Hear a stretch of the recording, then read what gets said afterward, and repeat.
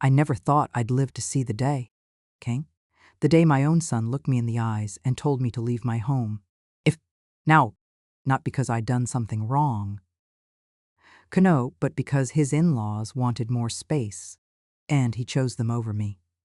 I packed my bags in silence, trying not to let my hands shake. But what happened after I walked out that door, what unfolded in the weeks that followed, changed our family forever. And it wasn't just his lesson to learn, it was mine too, dear friends.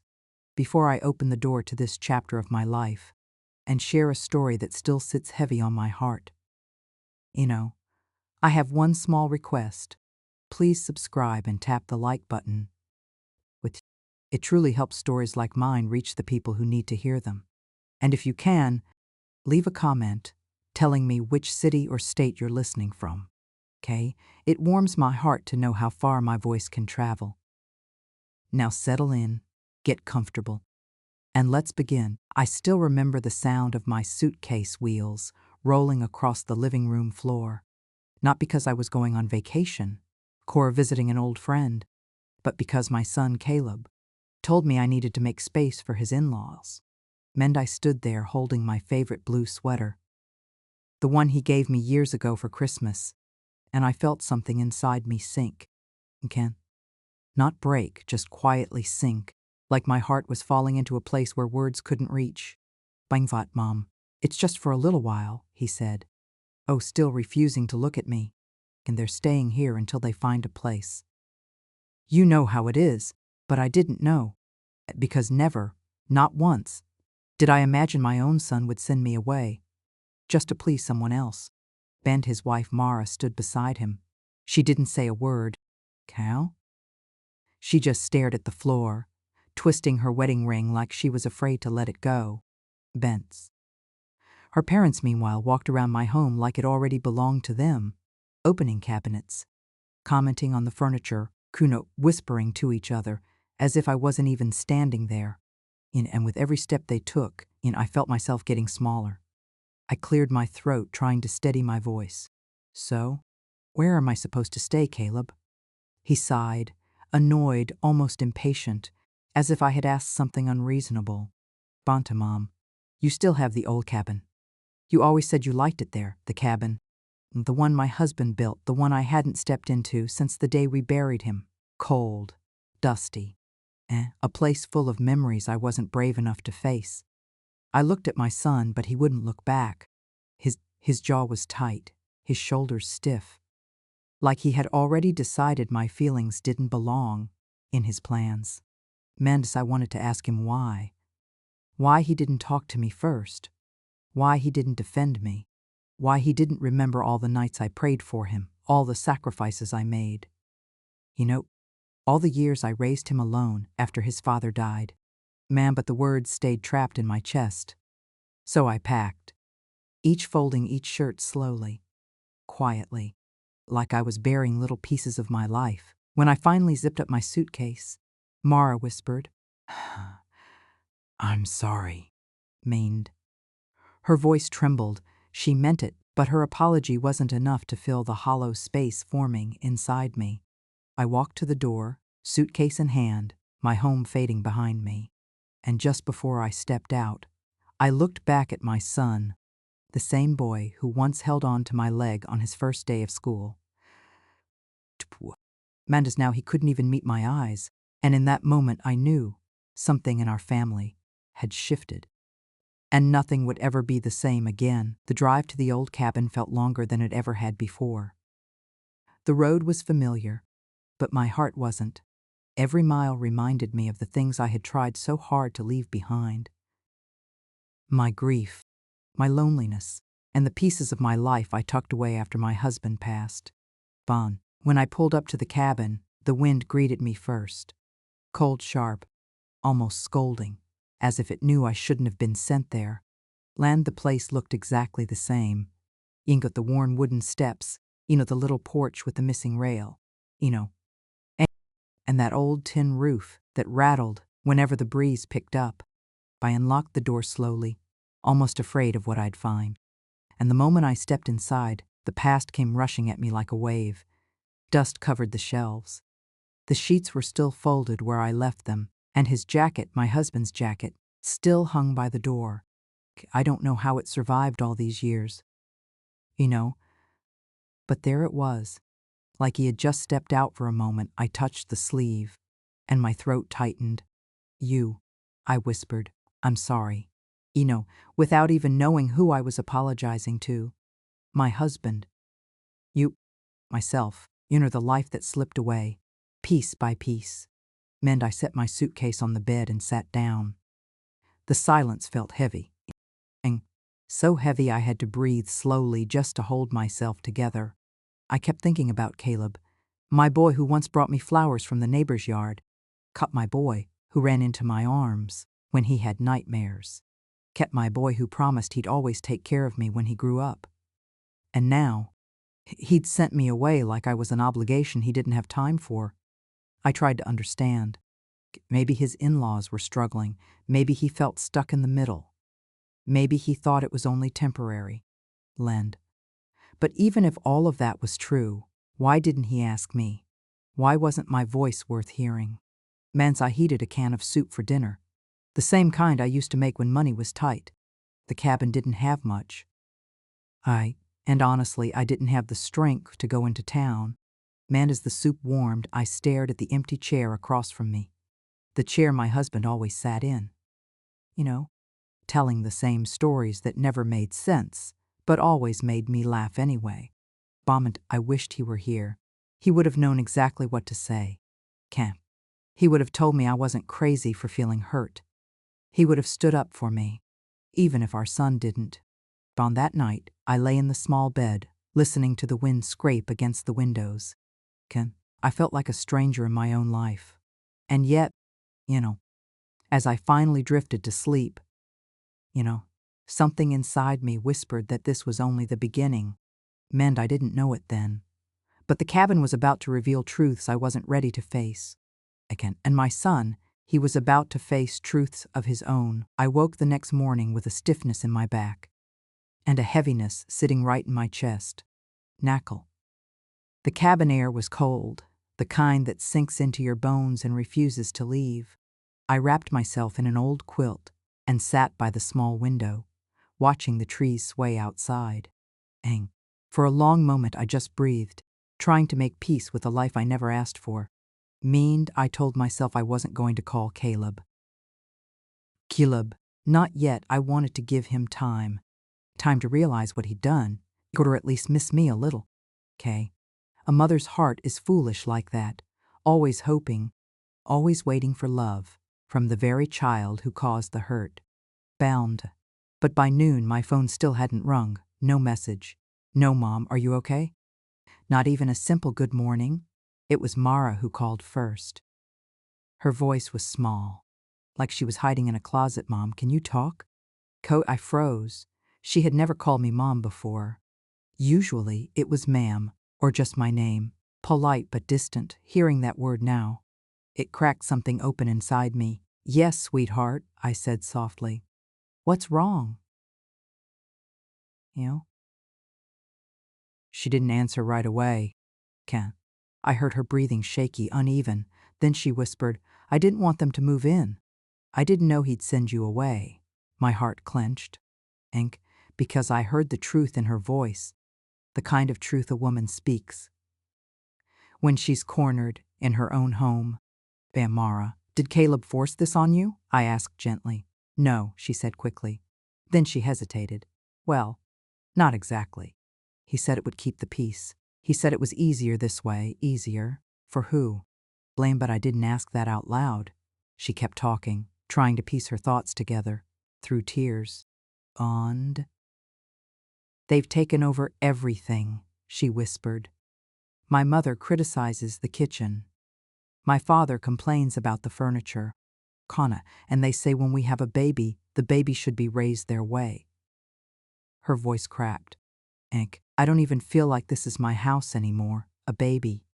I didn't know that part, but even with that surprise, I kept my voice calm. Mara, why didn't you tell me earlier? Oh, she sniffed. I didn't want to make things worse. Caleb thinks I'm dramatic. He says I should be grateful. Grateful. Oh. a word that stung deeper than she realized. And I closed my eyes, imagining her standing in my kitchen. Her kitchen now, surrounded by people who treated her like a visitor in her own life. Bond, sweetheart, listen to me, I said softly. You don't deserve to feel small in your own home. No woman does. There was a pause, then a shaky sob. I miss you, she whispered. And they keep asking why I talk to you so much. They think you're the problem. She took a breath. Kent. But you're the only one who's ever made me feel safe. Bonder. I pressed my hand to my chest, feeling my heartbeat speed up, because at that moment I understood something painful and powerful. I wasn't the only one my son had abandoned. His wife, the woman he vowed to protect, was drowning too, and neither of us knew just how deep that water really was. After I hung up with Mara, I sat still for a long time. Grank. Her words kept echoing in my mind, soft, trembling, unsure. I knew that tone too well. I had lived with it myself during the hard years of my marriage, when grief, money problems, and long silences built walls between me and my husband. And back then, I learned how to swallow my hurt, to stay quiet, to pretend everything was fine. Bond, hearing that same heaviness in Mara's voice, made something rise in me. A quiet anger, mixed with a deep urge to protect her. Jen, but anger doesn't fix things, at least not the right way. So I waited. I let things set that. I hoped Caleb would step up. He didn't. 2 days passed. Not a word from him, not a text. Not even the simplest question, Mom, do you need anything? Instead it was Mara who reached out again. Bond this time. She wasn't whispering, she was crying. They moved your things, Mom, she sobbed. Again. They boxed up all your photo frames, even your wedding picture. They said it made the house look too old-fashioned. I felt a sharp sting in my chest. Those photos weren't decoration. They were pieces of my life. My husband's smile, my son's childhood, all the little memories that held our family together. Where's Caleb? I asked quietly. He left, she whispered. He his cover. He said he needed a break from all the complaining in the house. Waka. He's been sleeping at a friend's place for 2 nights, a break. From his own home, from his own wife. From his own responsibilities. What I felt then wasn't anger. Not exactly. It was disappointment, a deep, heavy disappointment that sits in the heart like a stone. Bane to Mara, I said softly. I'm coming to get my things. She gasped. No, please don't come right now. They're in a bad mood today. They keep saying everything was better before you came. Before I came? Means all I had done was raise the boy they were now defending. But somehow, I had become the problem. Sweetheart, I said gently, those are my memories. I have a right to them. But I know, she cried. But they won't let me touch the boxes. They said they'll deal with them later. Deal with them like my life was nothing more than clutter. I swallowed hard, my hand shaking around the phone. Where are you right now, Mara? In the car, she whispered. I had to step out. I couldn't breathe in there. I took a slow breath, calming my voice. Ego. Do you want to come stay with me for a while? There was silence, and then a soft, broken sob. Mon sweetie, chirpot. The pulse de sate cerebelsta from a bureaus to by Todd. Lambda, they'll be furious, she whispered. Ouch, they'll be furious, she whispered. Let them be, I answered gently. You deserve a place where you can breathe. Men's for the first time in days. I heard something new in her voice. Not fear, not sorrow, but relief. Benjis, I'll come tonight, she whispered. And at that moment, I knew. Whatever storm was brewing inside that house, it was about to break wide open. Evening came slowly, almost as if the sun itself didn't want to leave me alone in that quiet cabin. I kept glancing at the clock, wondering if Mara had changed her mind, wondering if fear or guilt had pulled her back into that house. I didn't want to pressure her. I knew too well what it felt like to live with people who controlled the very air you breathed. But still I left the porch light on just in case she needed somewhere to land. Hours passed. Yeah? The wind picked up. Dark clouds rolled across the sky. I made a cup of tea, but my hands were too restless to hold it for long. Pens then. Just after 10, I heard the crunch of gravel under tires. My heart jumped. Meant I stepped to the window and saw her car pull up near the old fence. The headlights turned off, and for a moment everything went still. Then Mara stepped out, holding a small bag. Her shoulders were slumped, but her hair messy, and her movements shaky, like she'd run out of strength long before she made it to me. Mons, I walked to the door and opened it before she could even knock. Bond, when she looked up at me, her eyes were swollen and red. Her face pale, and she whispered, Can I stay? Just for tonight? I didn't answer with words. I simply opened my arms. She fell into them. Not dramatically, not like in the movies, but softly, quietly. Like a woman who had been holding herself together for far too long. Mendai held her close, feeling the tremors in her body. Feeling her grief spill into my chest like water through a cracked stone. Punktener set, sweetheart. Wars was ik saven to wars and doors. Beams? Come in, this sweetheart, me partner. Come in, sweetheart, I murmured. You're safe here. Inside, she curled up on the old couch, holding a pillow like it was armor. Economized assumption. I made her real tea this time, warm, strong, and she wrapped her hands around the mug as if the heat was the only thing keeping her steady.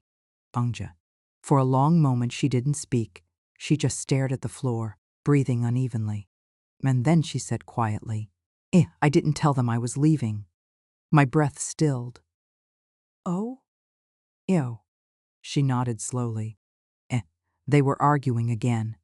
My father complaining about the food, my mother criticizing the curtains. And Caleb. Her voice broke. Caleb just walked out. He didn't even ask if I was coming with him. A deep ache spread through my chest. Mara, has he always been like this? Yeah. She shook her head. No. He used to listen, he used to care, but ever since they moved in, he's changed. He gets irritated so fast, he says I'm too sensitive. He says I need to understand his parents. Vanda, understand them? The people who took over their marriage, their home, their peace. Cow? She wiped her eyes. I tried, Mom. I really did. But I felt like a stranger in my own house. I sat beside her, placing my hand gently over hers. Mend, you're not a stranger here, I said softly. Ban for the first time that night. She looked at me. Really looked. And whispered, Thank you. Benson her eyes. I saw something I hadn't seen in days, a small flicker of hope, a small foretaste. Bertney. Blind, but I also knew something else. When her in-laws and my son realized she was gone, their reaction would not be gentle.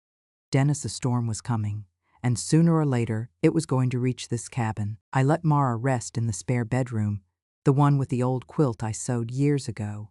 Kent, the one I never imagined anyone else would sleep in again. Mance. She changed into one of my sweaters. Ito pulled her hair back, coped, and somehow looked 10 years younger. Kent, and 10 years older, all at the same time. Mond, after she went to bed, I stayed up in the living room, the lamp turned low. The house quiet except for the wooden walls creaking with the wind. I didn't want to sleep. Not that night. Not when I could feel trouble moving closer with every passing minute. It hadn't even been an hour when my phone buzzed. At first, I thought it was a scam call. Heck, but when I saw the name on the screen, me stomach dropped. Caleb, I answered, my voice steady but tired. Hello? There was no greeting, just anger, sharp and loud. Where is she? You? I closed my eyes. So he knew. Benda, Caleb, I said softly, it's late. Why are you shouting? You know, he ignored the question completely. Bam, Mom, don't play games with me. Mara left the house. My parents are furious. They said you put thoughts in her head, thoughts in her head. I almost laughed, not because it was funny, can't, but because it was ridiculous. Your wife is a grown woman, I said calmly. She makes her own choices. And he scoffed, loud, bitter. She wouldn't just leave. She wouldn't walk out unless someone convinced her to. Meanger, I didn't raise my voice. I didn't let his anger pull mine out. I just asked the one question he didn't want to hear, Caleb. Why do you think she left? Silence. Cut a heavy, stubborn silence. Then he snapped, Where is she? Echo? I paused, letting the quiet settle between us. When I spoke, my voice was firm. She's safe, safe? He repeated. Safe from what? Safe from being belittled.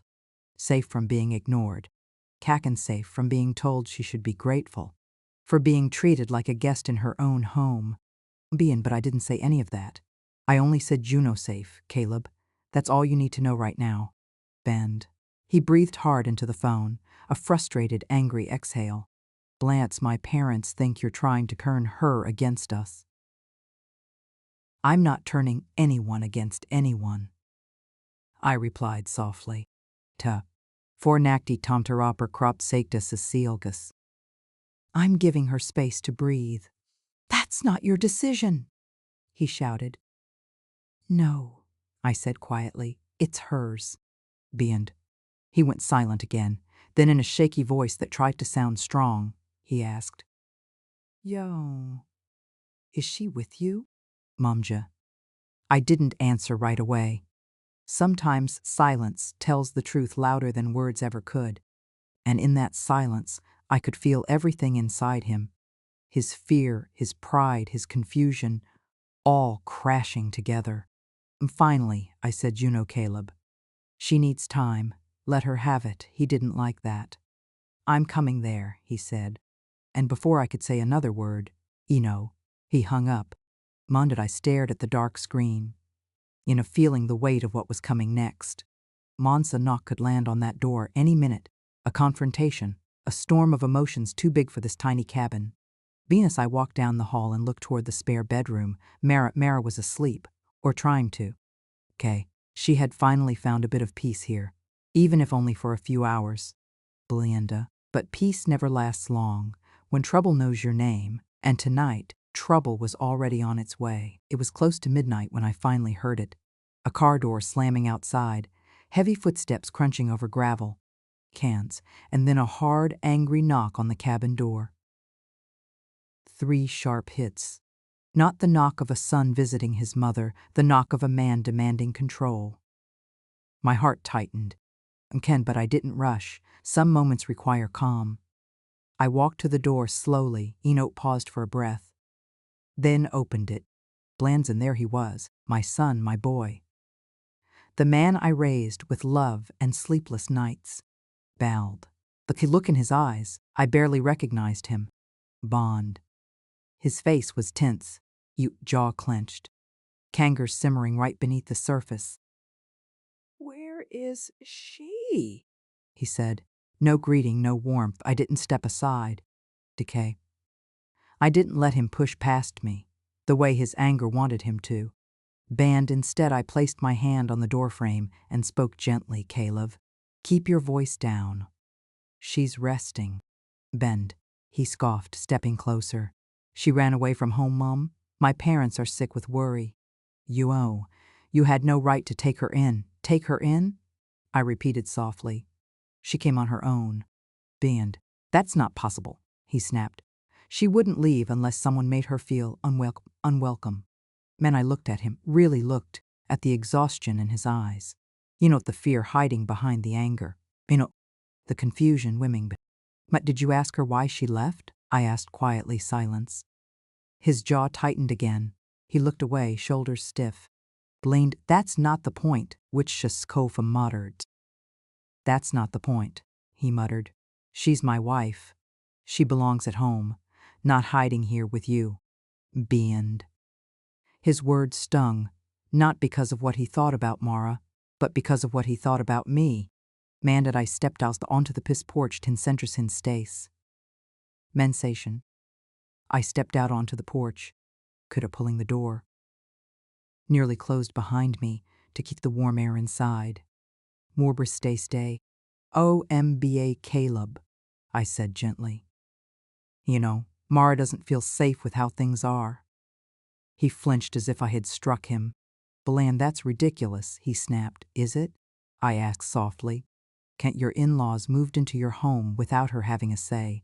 They criticize her, control the space. And can't you walk out whenever things get hard? He shook his head, eyes darting away. You don't understand. I'm under pressure too. I do understand, I whispered. More than you think. But pressure doesn't give you the right to abandon the people you're supposed to protect. He opened his mouth to argue. But he didn't get the chance. The door behind me creaked open. Mara stood there, wrapped in my old sweater, her eyes swollen but steady. Caleb, she said softly. He froze. The anger drained out of him, and for a moment he looked like the boy he once was, scared, lost, unsure. Mara, come home, he said, his voice trembling. She shook her head. I can't, she whispered. Not like this. His face broke. Fear, pride, and desperation twisting together. Then what do you want me to do? He asked, almost pleading. And her answer, simple, quiet, and painfully honest, fell between us like truth, finally finding air. Oh no, I want you to see me. The night air felt colder as the three of us stood there, me on the porch. Yo, Caleb at the bottom step.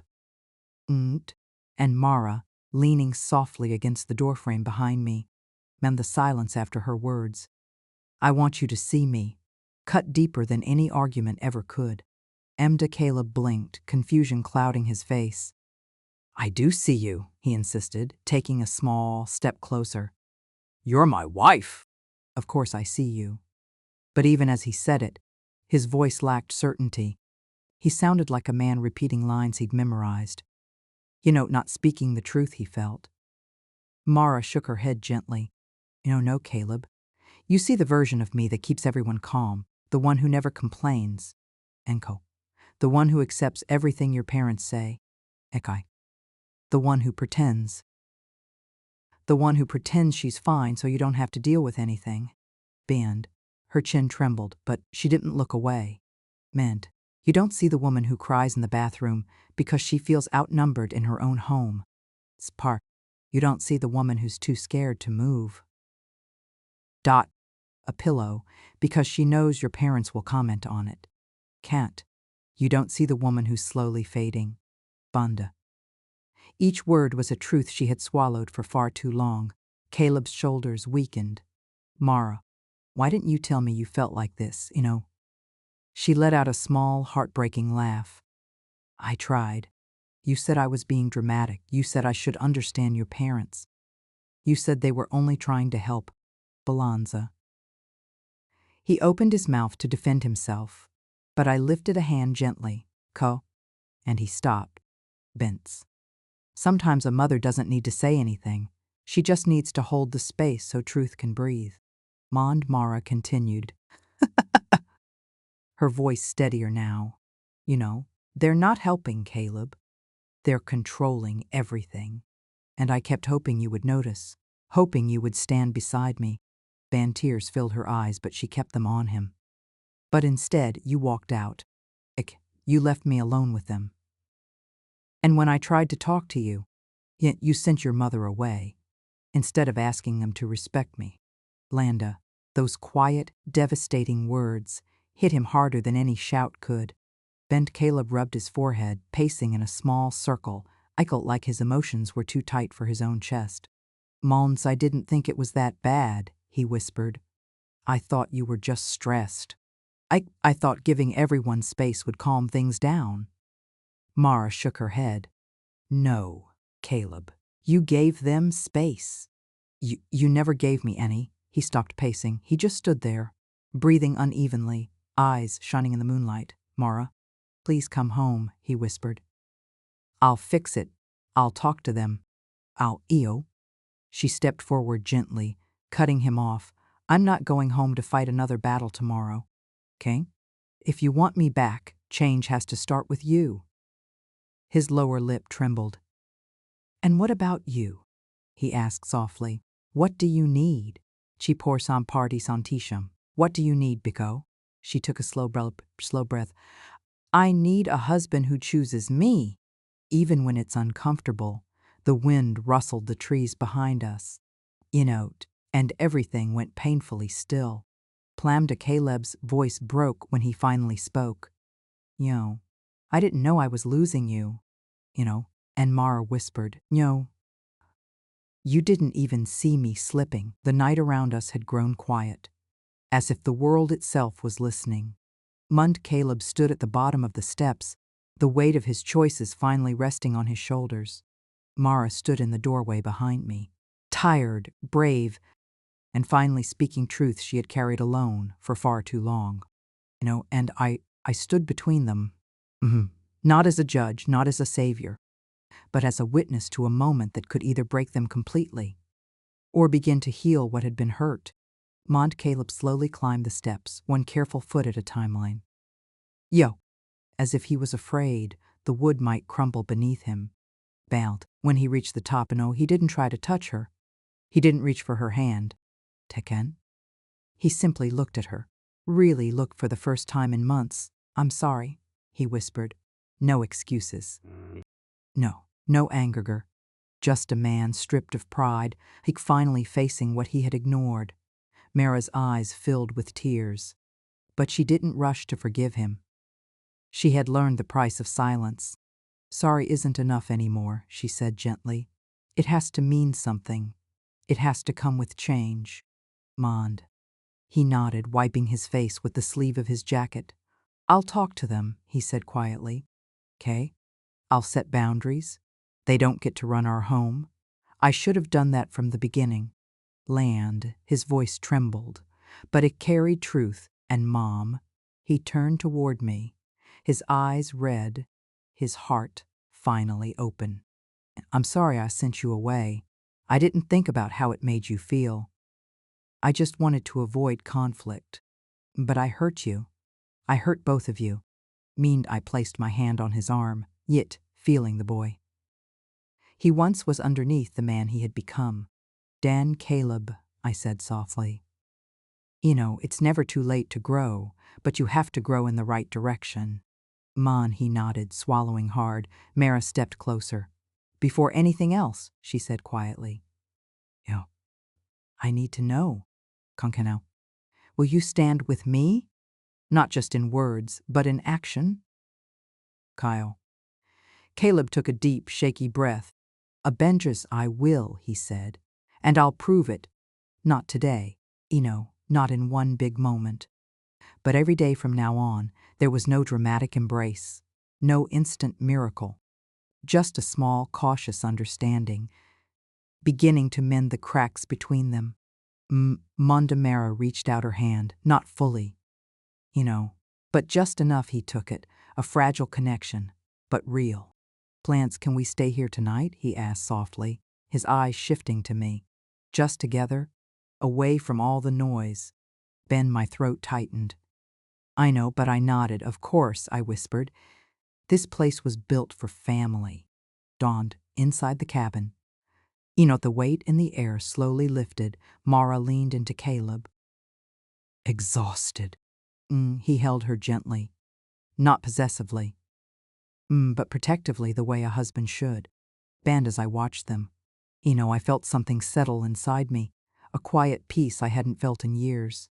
Blaine, sometimes families fall apart. Not because of hate, but because of silence. And sometimes they find their way back. When the heart finally speaks. And that night, in the old cabin my husband built. 3 lives began again. Not perfectly, not instantly, but truthfully, And this time, none of us walked alone.